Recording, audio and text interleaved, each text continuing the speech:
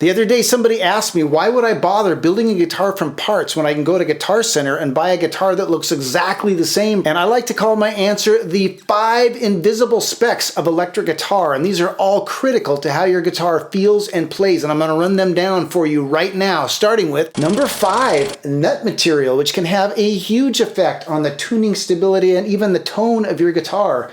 But you can't tell what it is just by looking at it. Could be bone, could be Graph-Tech tusk, could be corian, could be plastic. You don't know. Number 4, fretboard radius, which can range anywhere from a very round vintage style 7 1/4 all the way up to a very modern flat 16 inches, and sometimes even flatter than that.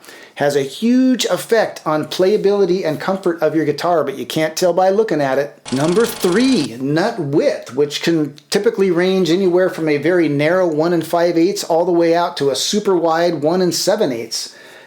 You can't always tell just by looking at a photo of a guitar, but it has a huge effect not only on the overall width of the neck, but also of the string spacing in the lower frets. Number 2, neck back profile, which describes the overall thickness of the neck and also the shape of the neck. The most common shape is a C shape, but you also have like a D shape and a U shape and a V shape.